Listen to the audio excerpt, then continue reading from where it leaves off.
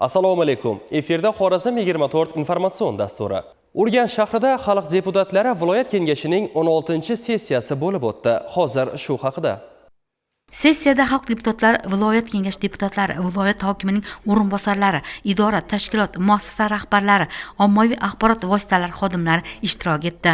Sessiyada Xorazm viloyatining 2026-yilgi mahalliy budjetini tasdiqlash, Hazoras va Shovot tumanlarini jadal kompleks rivojlantirish uchun ajratilgan mablag'larning parametrlarini aniqlashtirish, 2026-yilda viloyatni kompleks ijtimoiy-iqtisodiy rivojlantirish dasturlari yuzasidan viloyat iqtisodiyot va moliya bosh boshqarmasi boshlig'ining birinchi o'rinbosari axboroti tinglandi. Viloyatda aholi bandligini ta'minlash hamda hududlarni rivojlantirish borasida ko'rilgan chora-tadbirlar natijasida joriy yilda iqtisodiy o'sish 106.5% dan yuqori bo'lishi qayd etildi. Viloyat bo'yicha budjet daromadlari 2025-yil prognoz ko'rsatkichlari 3 trillion 404.4 milliard so'm miqdorida belgilangan bo'lib, amalda 3 trillion 646.3 milliard so'm yoki 107% ga bajarilib, budjetga qo'shimcha ravishda 242 milliard so'm tushum ta'minlanishi kutilmoqda.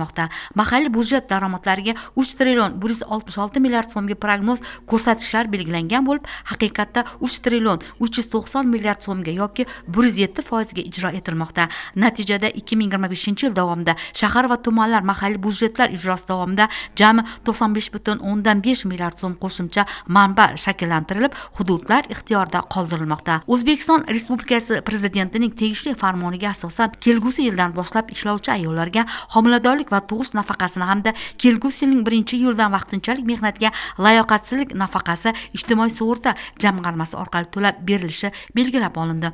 Sessiyada kun tartibida bir qancha masalalar ko'rildi.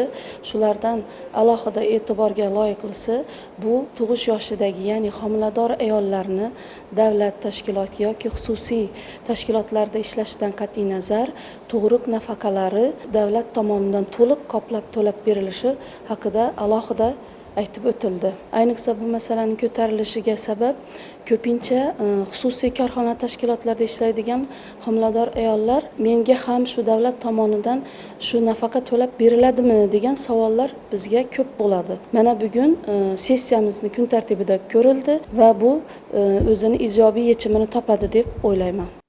Viloyat bo'yicha 2026-yilda qishloq xo'jaligiga mo'ljallangan va qishloq xo'jaligiga mo'ljallanmagan yerlar uchun yuridik va jismoniy shaxslarning yer solig'i stavkalari to'g'risidagi masala ham deputatlar e'tiboriga havola etildi. Prezidentimizning tashabbusi hamda tegishli farmoni asosida viloyatda keng ko'lamli ishlar amalga oshirilmoqda. Bugungi kunda hududlarda aholini uy-joy va boshqa infratuzilma obyektlari bilan ta'minlash, ularga qulay shart-sharoit yaratish maqsadida Yangi O'zbekiston massivlari barpo etilmoqda.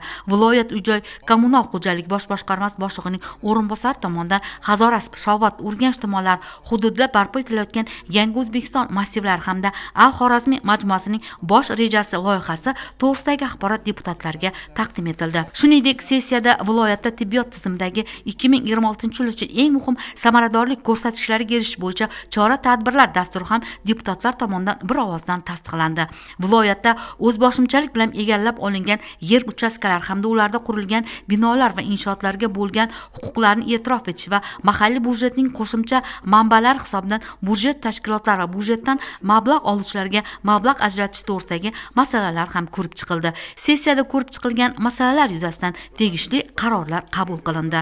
Sessiyada viloyat hokimi Jo'rabek Rahimov hamda O'zbekiston Respublikasi Hisob palatasi bosh inspektori Iskandar Iskandarov ishtirok etdi.